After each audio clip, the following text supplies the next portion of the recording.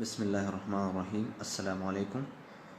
Chapter 2 class 9 biology. آج جو ہمارا ٹاپک ہے وہ ہے بایولوجیکل میتھڈ.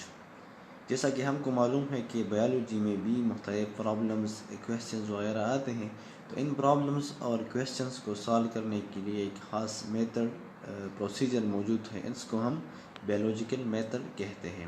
اس کی ڈیفینیشن اس طرح ہے: The scientific method which is used to solve a biological problem is known as biological method. اس کی امپورٹنس کیا ہے؟ Biological method is used to solve various problems in different fields of biology.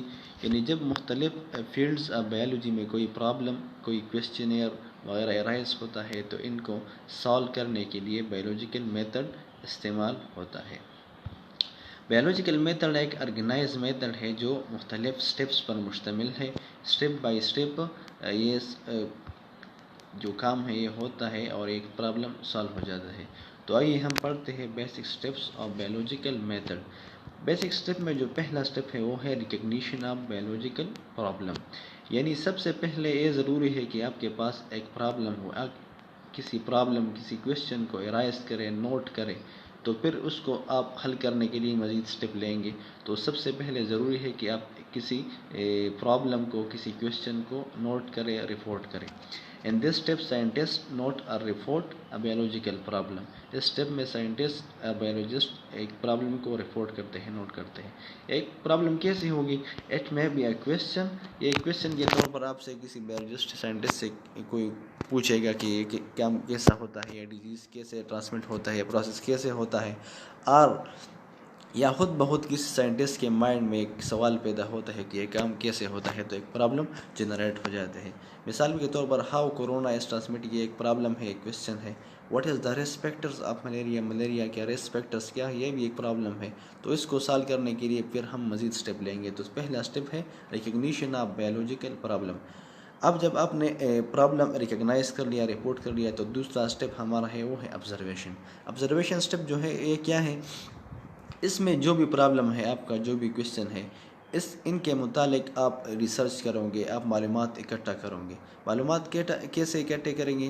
کہ ہم through 5 sense, مطلب سینگ کے ذریعے، microscope use کریں گے، مختلف مٹیریل یوز کریں گے ہمارے اس پرابلم کو سالو کرنے کے لیے.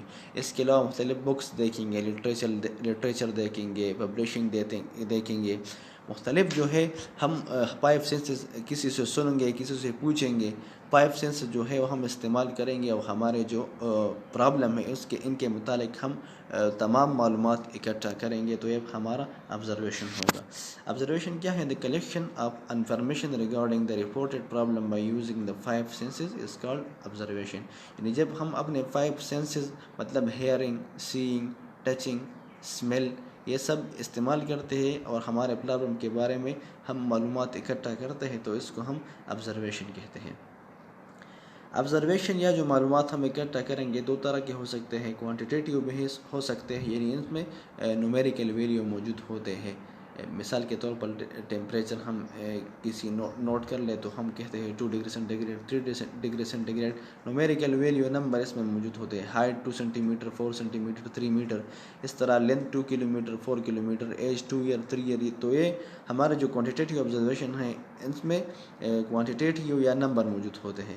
کوالٹیٹیو آبزرویشن میں ہمارے نمبرز وغیرہ، نومیریکل ویلیوز موجود نہیں ہوتے. یہ صرف کوالٹیٹیو ایکسپلینیشن ہوتا ہے. مطلب ایک چیز کے بارے میں ہم کوالٹی کے بارے میں ڈسکس کرتے ہیں کہ یہ چیز گڈ ہے یا بیڈ ہے یا کلین ہے یا ڈرٹی ہے یا اسپیریکل ہے یا کیوب ہے. تو اس کی اسٹرکچر، کوالٹی کے بارے میں ہم ڈسکس کریں گے. اس کے بارے میں اگر ہم معلومات اکٹھے کرتے ہیں تو یہ کوالٹیٹیو آبزرویشن ہے. اب جب 2 سٹیپ ہو گئے، ریکگنیشن آف پرابلم بھی ہو گیا، اس کے بعد آپ نے آبزرویشن بھی کر لیا. ایک سائنٹسٹ آبزرویشن کرتا ہے، مختلف مائکروسکوپ کے ذریعے، ریسرچ کے ذریعے، پریکٹیکل ورک کے ذریعے مختلف معلومات اکٹھا کرتے ہیں. تو ان آبزرویشن کے بعد ایک سائنٹسٹ، ایک بایولوجسٹ کے ذہن میں خود بخود ان جو معلومات اکٹھے ہوئے ہیں ان کی بنیاد پر ان کے ذہن میں ان پرابلم کا ایک پاسبل آنسر آتا ہے کہ ہو سکتا ہے کہ یہ اس کا جواب ہو. تو اس پاسبل آنسر کو جو ایک بایولوجسٹ یا سائنٹسٹ کے ذہن میں ڈیولپ ہوتا ہے، جو جب آبزرویشن کے بعد اس پرابلم کے بارے میں تو اس کو ہم ہائپوتھیسس کہتے ہیں. ہائپوتھیسس کو ہم ڈیفائن کیسے کریں گے؟ It is the possible answer to the problem which the scientist states based on observation. یعنی یہ ایک پاسبل آنسر ہوتا ہے اس پرابلم کے بارے میں جو سائنٹسٹ اسٹیٹ کرتا ہے، بیان کرتا ہے. اور اٹ میں بی ٹرو اور فالس، یہ ضروری نہیں کہ ہم ٹرو ہو، یہ ٹرو بھی ہو سکتا ہے اور فالس بھی ہو سکتا ہے، ریجیکٹ بھی ہو سکتا ہے، لیکن یہ ایک پاسبل آنسر ہوتا ہے اس پرابلم کا.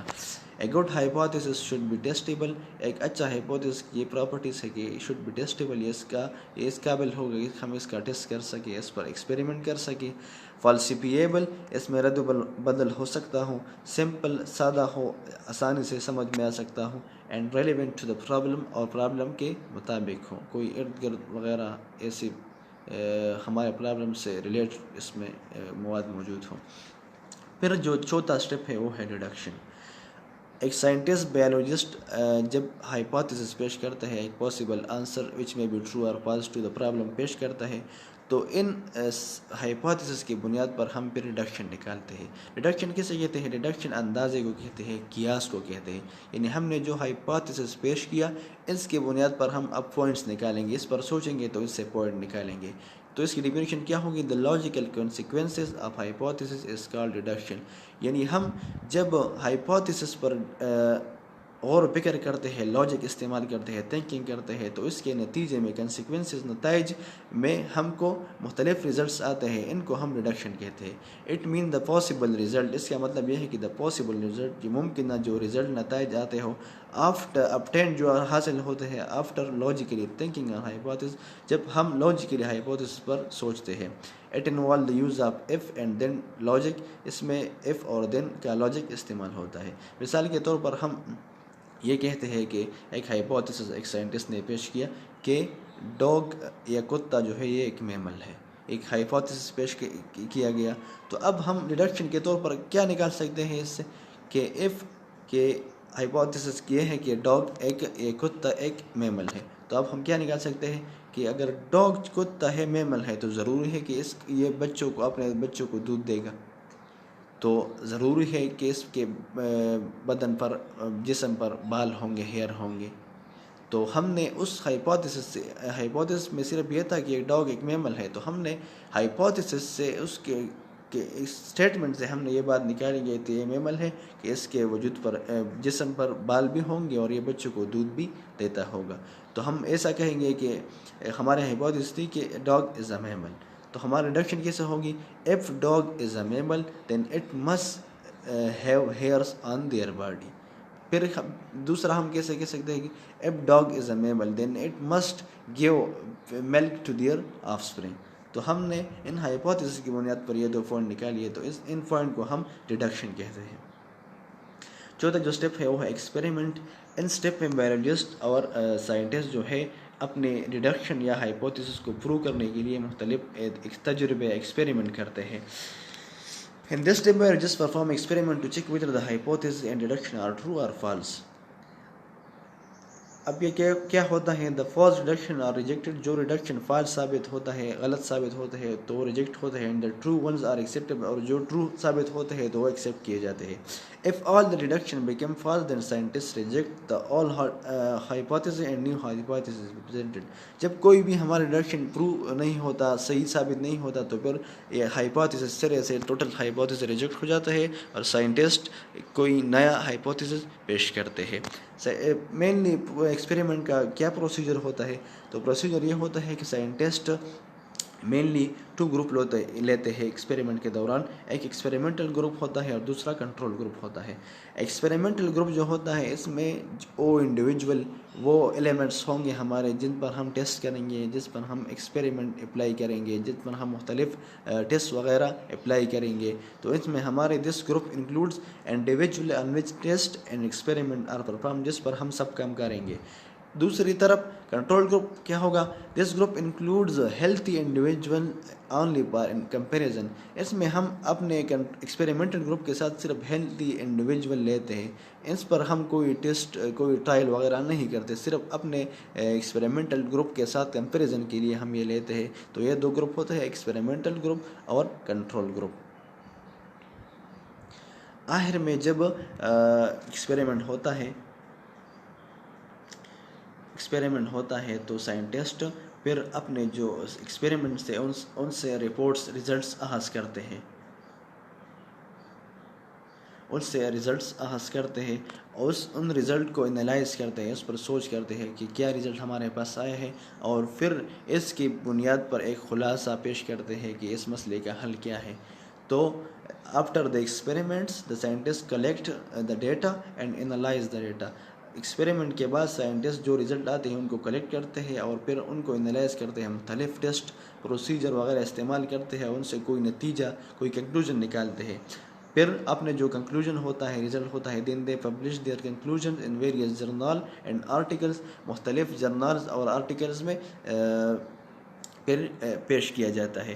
اگر پھر بھی دوسرے سائنٹسٹ بھی اس پر کام کرتے ہیں تو اگر یہ ریپیٹڈلی ٹرو آتا ہے، دوبارہ دوسرے سائنٹسٹ بھی اس کو ثابت کرتے ہیں، کوئی ریجیکشن وغیرہ اس میں نہیں آتا، تو پھر آخر میں تقریباً یہ تھیوری بن جاتی ہے. تو اسی طرح ایک بایولوجیکل پرابلم سالو ہو جاتا ہے کہ پہلے پرابلم رائز ہوتا ہے، پھر اس پر آبزرویشن ہوتی ہے، آبزرویشن کے بعد ایک ہائپوتھیسس پیش ہوتا ہے، پھر ایک ڈیڈکشن نکالتے ہیں، ڈیڈکشن کے بعد ہم ایکسپیریمنٹ کرتے ہیں، ایکسپیریمنٹ کے بعد ہم ریزلٹس اور ڈیٹا اکٹھا کرتے ہیں کہ اس کی بنیاد پر ایک کنکلوژن پیش کرتے ہیں کہ اس رزلٹ کا بنیاد پر ہمارا جو پرابلم ہے اس کی آنسر کیا ہے.